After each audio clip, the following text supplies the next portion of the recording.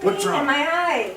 And there's light, halos, and halos. I can't see. I can't see what I'm doing. There's pain. I need you to call the doctor. All right, let me get the phone.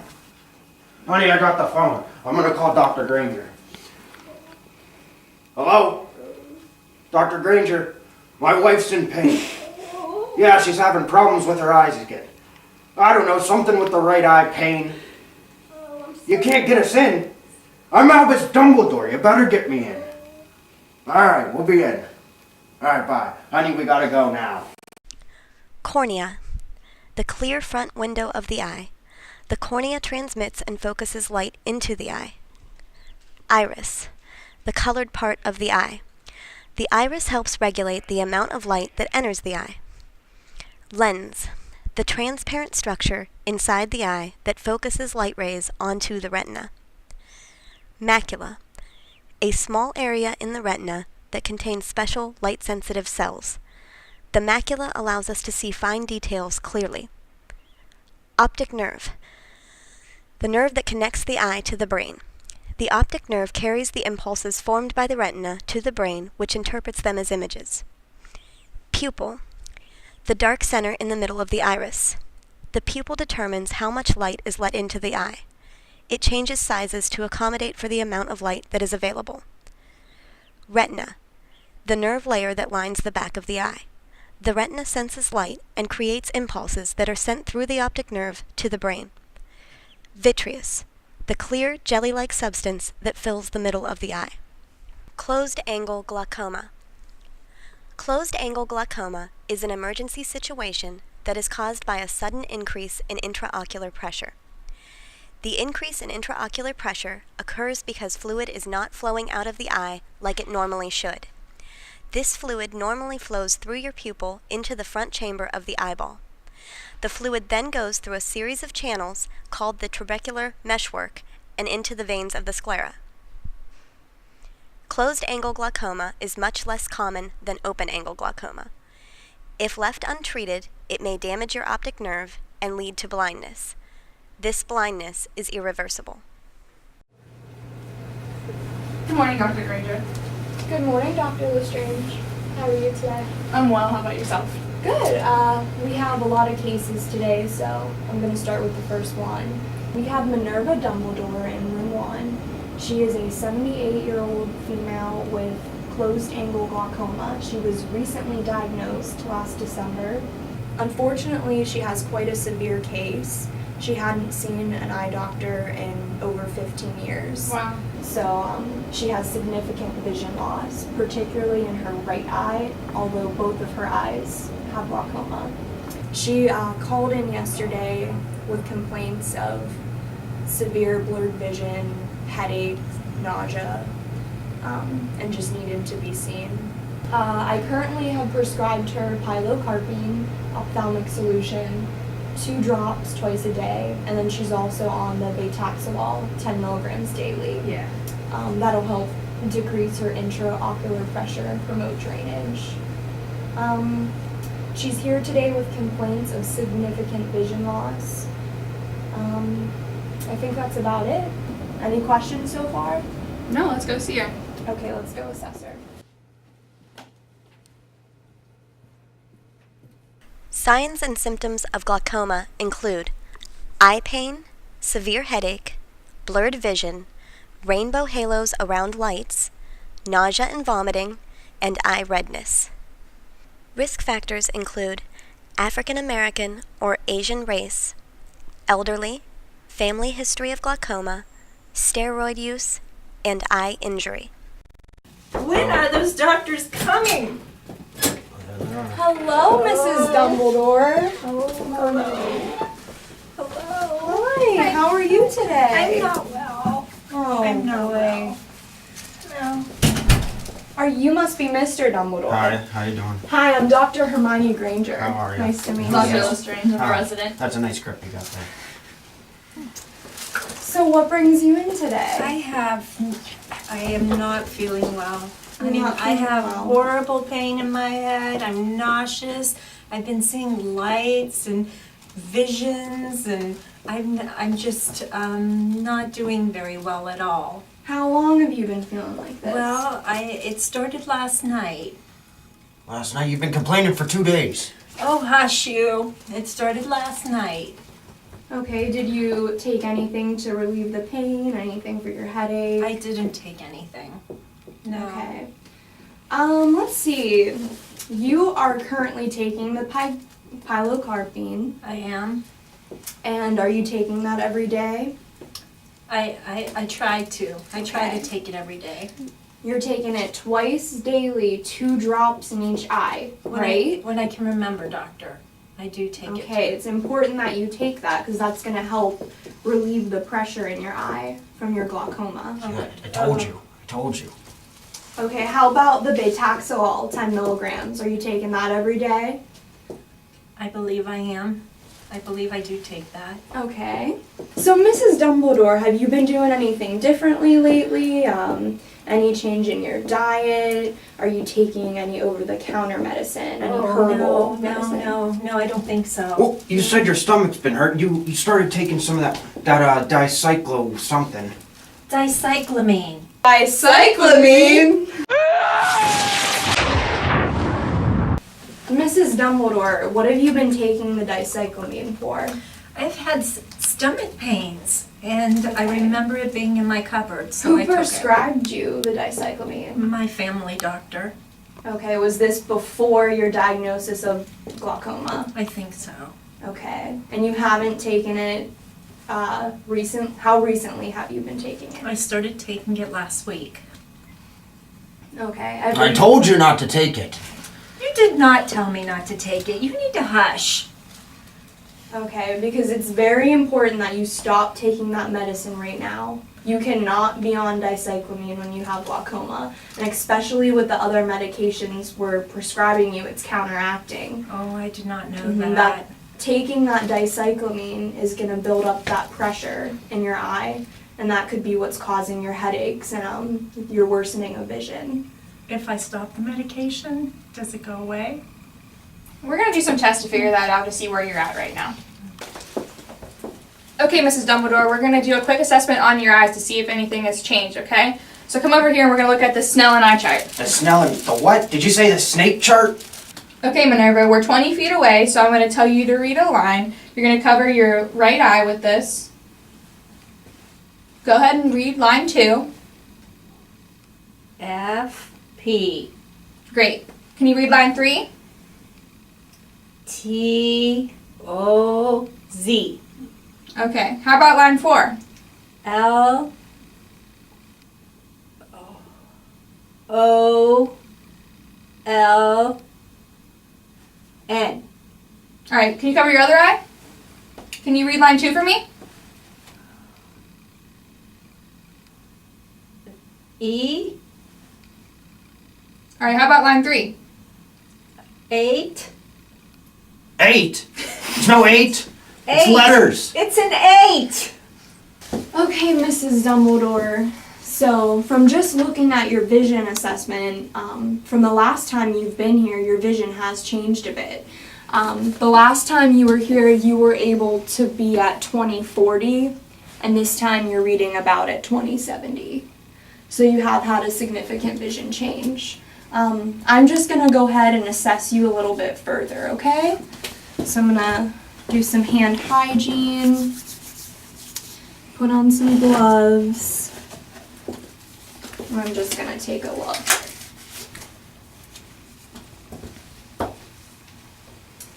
And I'm going to also be teaching Dr. Lestrange a little bit. So, can you remove your glasses for me, please? Okay. So just from looking at her eyes, I don't notice any facial drooping. They're symmetrical. Her iris is brown, and her pupils are about a size 7. Oh yes, they're almost a size 8. So that's a significant change from the last time I saw you because your pupils were about a size 3 millimeter. And especially with the pilocarpine that you've been taking, that'll help decrease your pupil size as well. So your pupils do appear to be rather dilated. I'm just going to pull down on your lower lid. And your sclera is white, conjunctiva is pink. And on the right eye, I see the sclera is white, conjunctiva is pink. I don't notice any drainage, any redness, anything like that. Can you close your eyes for me? I'm just going to palpate your upper eyelid to see if I feel any nodules, and I don't. Oh, honey, be careful. Okay. And I don't notice any swelling or nodules. And then I'm going to palpate your lower lacrimal gland. Any pressure? Yep, this eye hurts a lot. Okay. Okay, you can open your eyes now. All right, Mrs. Dumbledore. I'm going to check your oculomotor eye movements. So wherever I put my finger, I want you to try to follow it and try not to turn your head, okay? Okay. So I'm standing 12 inches apart from you and follow my finger. Back to center. Try not to move your head. Try not to move your head. Keep your head still. I can't follow it if I don't turn my head. Okay. Dr. Lestrange, what cranial nerves am I testing? Oculomotor, trochlear, and abducens. Yes, very good. All right, Mrs. Dumbledore, now I'm going to check for accommodation. So just like you were following my finger before, my finger is going to become closer to you, but still look at it, okay? Okay. Ready? Okay. And as I perform that test, her pupils should constrict as my finger gets closer, but I did not note any constriction. Okay, Mrs. Dumbledore, now I'm going to check for pupillary constriction in your eyes. What is that thing, a wand? Okay, this is an otoscope. I'm going to need you to look straight ahead at me, and I'm just going to shine this light in there, but keep looking at me. Okay, very good. Why do you do it twice in each eye? Well, I have to see if they are constricting simultaneously. When the light shines in the right eye, her left eye should also be constricting. So I'm checking the eye I'm shining the light in, and I'm also checking the other eye. Makes sense. And I noted very little constriction in her eyes. Her right eye did not constrict at all. All right, Mrs. Dumbledore, next I'm going to look at your cornea, so I want you to just keep staring straight ahead. And I'm just going to shine this light. And your cornea looks smooth and glossy, which is good. And I'm going to come on this side, and same thing, it looks smooth and glossy. Very good. I'm going to test your peripheral vision. The peripheral what? Her peripheral vision, it's what she can see on the sides of her view. Okay. So I know you have very limited peripheral vision, but let's take a look. So can you see my hands right now, my fingers? No. How about now? No. Now? I see it on my left. Okay. I don't see it on the other. How about Now I see You them. see it? Yes. Okay. All right, Mrs. Dumbledore, that concludes my assessment in here. I'd like to run some further tests on you. I'm going to run 5 other tests, one of the most important being the tonometry. The to who? The tonometry, that's a diagnostic test that looks at the intraocular pressure of the eye. Okay. So we're going to see how that is, okay? All right, so we can grab our stuff. Eye assessment. Inspect each eye. Note the color of the iris, sclera, and conjunctiva. Note the shape and size of the pupils. Note any drooping or drainage. Check for corneal abrasion. Pupillary reaction to light. Shining a light into each eye twice and checking each pupil to see if it constricts when the light is shown onto it. Accommodation. Have the patient focus on your finger being held 12 inches from their face and slowly start to move finger towards patient's face. As your finger gets closer, you should notice the pupils constricting. Perla. A patient whose pupils are equal, round, and reactive to light and accommodation has intact cranial nerves 2 and 3. Document Perla for this patient. Extraocular eye movements. The patient follows your finger in 6 directions to test cranial nerves. Diagnostic tests include tonometry, which measures intraocular pressure. A puff of air is applied to the eye, Normal pressure should be between 10 to 21 millimeters mercury.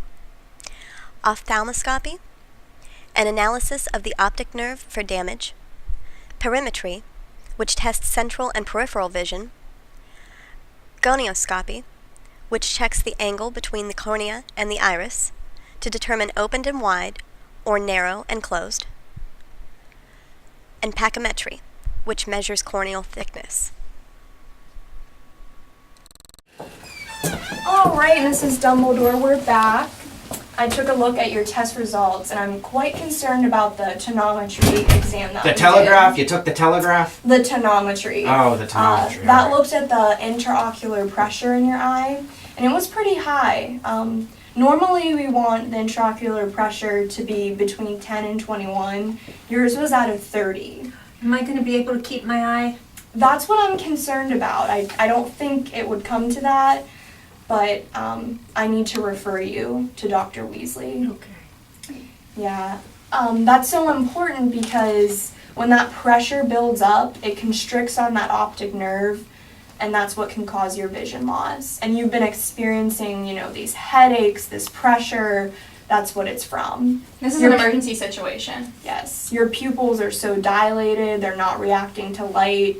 I'm going to need you to see Dr. Weasley immediately. Any questions, Mr. Dumbledore? Any questions? If she loses the eye, can I keep it? Incisional iridectomy, a procedure in which a small section of the peripheral iris is excised through a limbal incision. Pre-op, avoid eating or drinking at least 8 hours before the procedure. Post-op, monitor for complications. These include transient increased intraocular pressure, bleeding, infection, wound leak, incomplete iridectomy, and lens disruption. You must have an arrangement for a ride home. Hi, Mrs. Dumbledore. Nice to meet you, Mr. Dumbledore. Who are you? I'm Mary Potter. I'm going to be your nurse today.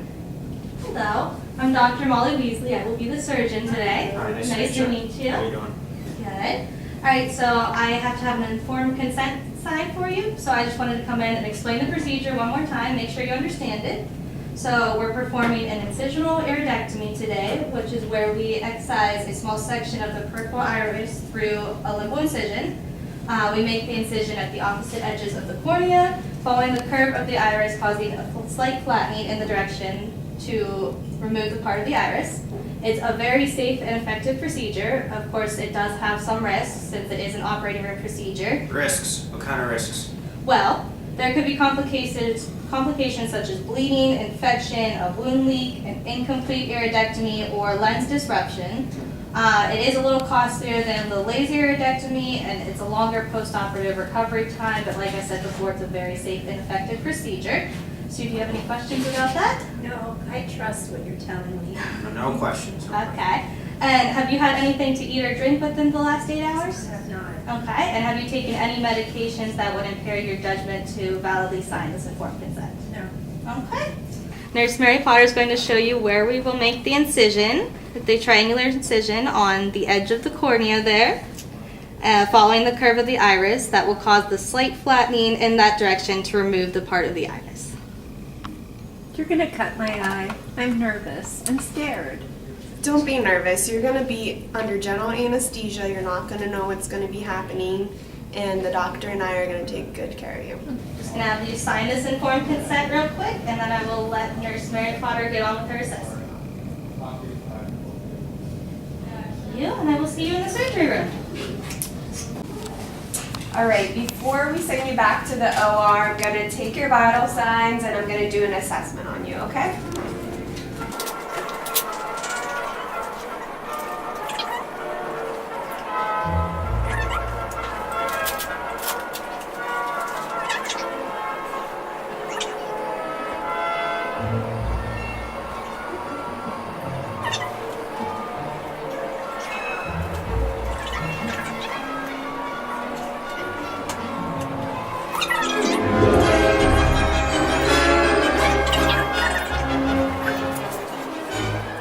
Everything feels fine. Now, did you remove all your jewelry that you have? I did. Everything's removed except for my bracelet. Okay, do you have any false teeth? I have no false teeth. Okay, everything sounds good. All right, so I'm going to teach you how to put in eye drops. So the most important thing you want to start with is washing your hands, okay? So I'm going to wash my hands. Okay, put gloves on. This is one of the medications you're going to be prescribed after the surgery. Instilling eye drops. Before administering eye drops, check the medication, wash your hands, do not let the dropper touch your eye, keep the dropper clean, and wait the prescribed time between administering drops if more than one is indicated. While administering, tilt your head backward, anchor and pull down the lower lid of the eye, look upwards, instill one drop into pocket by lower lid, close your eye. Keep eye closed for a few minutes without blinking. It is optional to apply gentle pressure to the inner canthus while the eyes are closed. Rewash your hands. Okay, so after you clean your hands, you want to take your medication and look at it and make sure that it's the right medication for your eye drops, okay? So when you get started with it, you want to anchor your eye down, okay? You're going to want to lean back a little bit with your head, and when you administer it, you're going to drop it right into the inner part of your eye, right in the corner of it. So after you do that, you're going to close your eye and kind of pinch down a little bit. All right, you never want to put the tip into your eye, you're just going to kind of squeeze a drop in it. If you're prescribed ointments, you want to wait 10 minutes before you put the ointment on. And if you have another set of eye drops to put in, you want to wait 5 minutes before you administer that. Okay? So now that I taught you about administering eye drops, can you do a return demonstration for me? I can try. Okay. Okay. So I'm going to put a bandage on your unaffected eye. It just helps us maintain safety so we know that we're doing the correct eye during the surgery. So your right eye is the one you're having problems with. We're going to put a patch over your left eye, okay?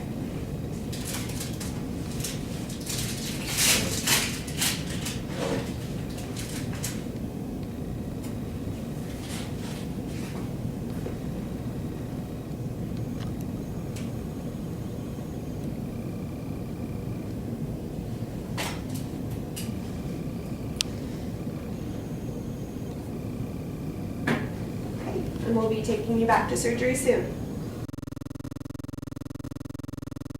Hi, Mrs. Dumbledore. Hi. How are you feeling? I'm feeling okay. Good. Well, surgery went very well, and as you can tell, the eye patch is now in your right eye since we operated. So I'm just going to go over some follow-up care now that surgery's over. We have you in a high Fowler's position to keep the pressure in your eye decreased. And you also want to avoid any coughing, straining, or vomiting so that that doesn't increase either. And then I am prescribing you the eye drops pilocarpine. It is a mitotic or cholinergic agent that increases the outflow of the fluid from the eye, so you also do not get a buildup of pressure in there. And they can cause certain side effects such as pain around the eye, blurry vision, difficulty seeing in the dark, smaller pupils, and nearsightedness. You may have some diminished vision in dimly lit areas, which is normal. Also with these eye drops, you can store them in room temperature for up to 8 weeks, and then they should be discarded. And you should also use them in both eyes, not just the operative one. And also with medications, be sure to talk to your doctor before you take any sort of medications because there are a lot of contraindications with glaucoma. Okay. And lastly, it may take up to 6 weeks for your vision to return to normal. Medications. Cholinergic agonists or miotics.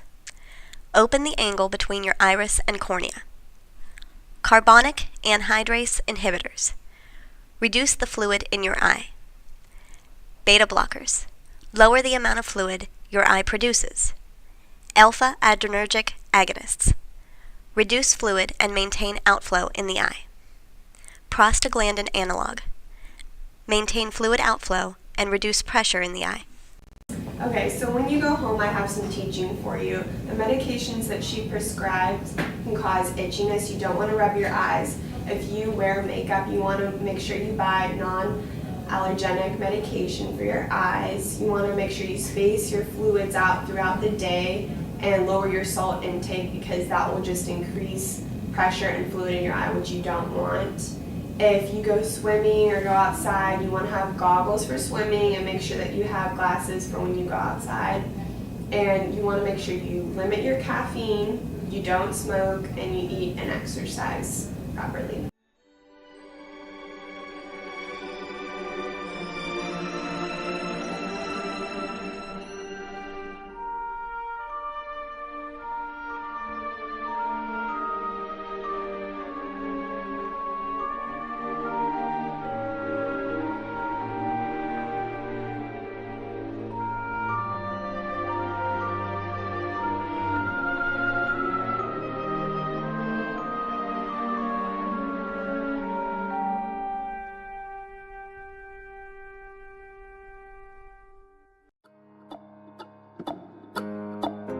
Oh no. Merlin, sit down! Merlin's bed. Oh, baby. Significant vision loss. Wingardium Leviosa. Cover that over your left eye. Flip it.